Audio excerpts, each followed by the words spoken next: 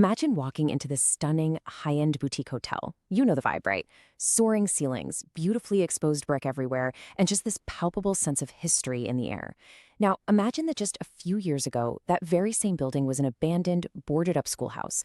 I mean, the contrast is absolutely staggering. We're talking about taking a property covered in shattered glass, overgrown weeds, the whole shebang, and transforming it into a space with plush velvet lobbies, a buzzing cocktail lounge, and, $400 a night price tags.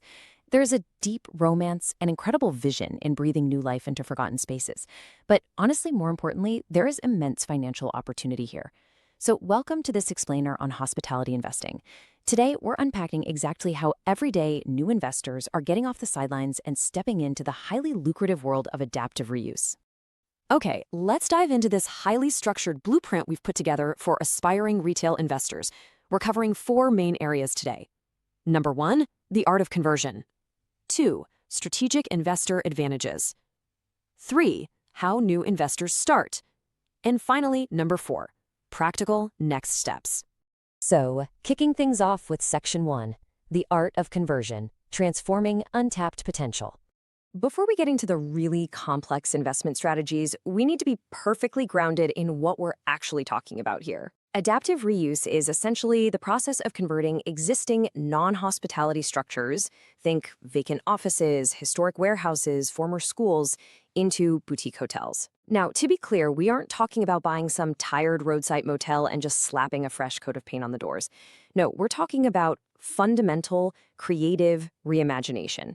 It's like taking a sprawling, abandoned textile mill that has sat totally empty for a decade and turning it into a dynamic, multi-use hospitality destination. It's a complete change of purpose that redefines the building and, honestly, very often, revitalizes the entire neighborhood around it. Now, you might be wondering, why go through the trouble of retrofitting an old building when you could just build something brand new? Well, because authenticity sells. In today's travel market, guests just don't want to stay in a cookie-cutter box that looks exactly like the hotel they stayed in 3 cities ago. They want to sleep in a room with 100-year-old exposed brick, soaring arched windows, and original hardwood floors. That unique history creates a brand identity that standard ground-up construction simply cannot fake. It delivers a one-of-a-kind guest experience. And in the hospitality industry, delivering a unique, highly authentic experience directly translates to commanding premium room rates. You are quite literally monetizing the building's history. All right, moving on to Section 2, strategic investor advantages, why conversions win. And this brilliantly illustrates the massive difference between the two approaches. Think about traditional ground-up construction in a prime urban corridor. If you want to build a brand new hotel in the heart of a bustling downtown, you are looking at an uphill battle, for sure. You have to fight unfeasible land costs, navigate heavily restricted zoning laws for new builds, and shell out massive expenses for custom construction from the dirt up. For a new investor, that is often entirely out of reach. But adaptive reuse, it's your backdoor access to those exact same high-density, highly profitable urban areas. Why? Because the footprint is already there. You bypass the prohibitive costs of acquiring raw urban land, and you get a built-in authentic narrative without having to manufacture it from scratch. And beyond the prime location and the undeniable charm of those high ceilings, there are some massive financial levers at play here that make this incredibly appealing for your portfolio. Converting existing structures frequently qualifies you for historic tax credits at both the state and federal levels. It opens the door for municipal revitalization grants. I mean, think about it from the city's perspective for a second. Municipalities absolutely love investors who step in to clean up a local blight rather than tearing it down and sending tons of debris to a landfill. Because of that, adaptive reuse is highly sustainable, often unlocking significant green energy and sustainability incentives. All of these environmental and tax benefits act as capital subsidies.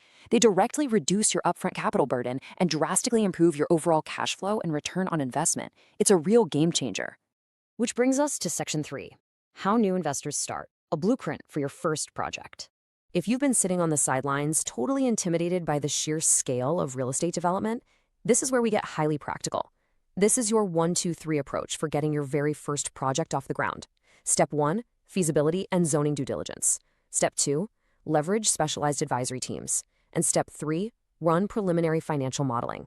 Yes, the idea of transforming an abandoned echoing warehouse into a luxury boutique hotel sounds terrifying, especially for a first-timer. I get it.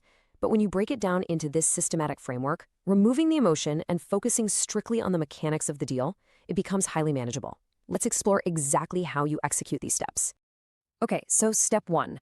Before you commit a single dollar of capital, you must ruthlessly verify the legal and physical feasibility of the property. You've got to evaluate local zoning ordinances immediately to determine if a change of use permit or a conditional use permit is even possible.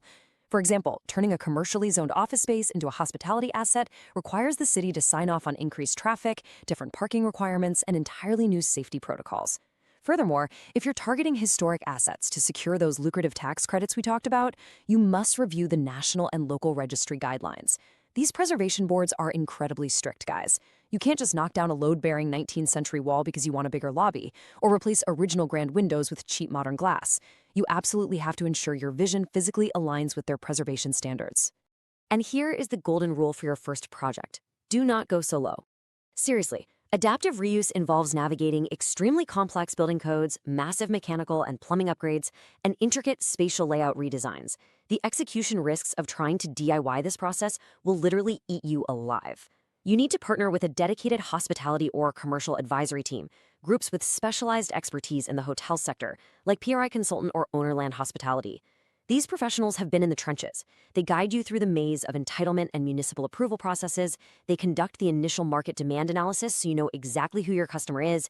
And crucially, they help with debt placement to secure your funding. Paying for top-tier advisory consultants upfront saves you millions of dollars in catastrophic mistakes down the line. It's a non-negotiable. Let's wrap things up with Section 4, Practical Next Steps, Taking Action in the Market. So if you are ready to start hunting for opportunities today, these are the high-potential asset types you need to zero in on. First, target vacant suburban offices. The shift to remote work has left massive commercial parks completely empty, and desperate owners are practically begging for investors to take these buildings off their hands and repurpose them. Second, target low-density motels that can be completely reimagined into trendy, experiential retreats. And third, look for historic downtown buildings with incredible bones. Now, where should you look? Focus on growing secondary or tertiary markets.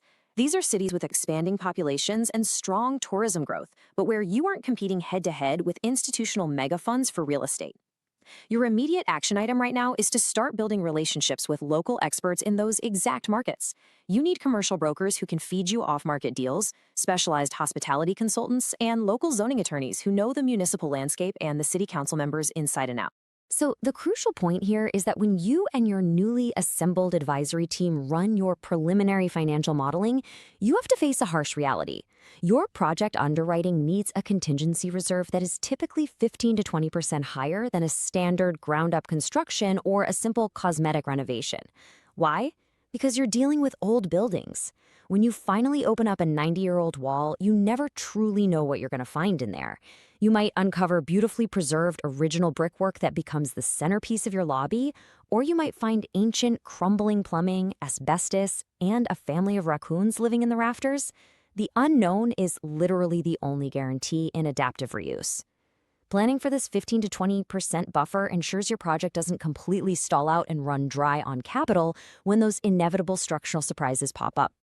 It's just such a fascinating process, isn't it? Taking something entirely forgotten, a building that most people just view as an eyesore, and turning it into a premium, revenue-generating destination that breathes economic life back into a community. It is challenging, for sure, but with the right team and the right framework, it is entirely within reach for a new investor. So I want to leave you with this question to chew on. What abandoned building in your city is waiting to become its next landmark boutique hotel? Next time you drive past that empty warehouse, that closed-down school, or that vacant suburban office park, don't just see urban blight. See a massive, untapped opportunity waiting for a vision. Thank you so much for joining me for this explainer, and hey, here's to finding your first great project.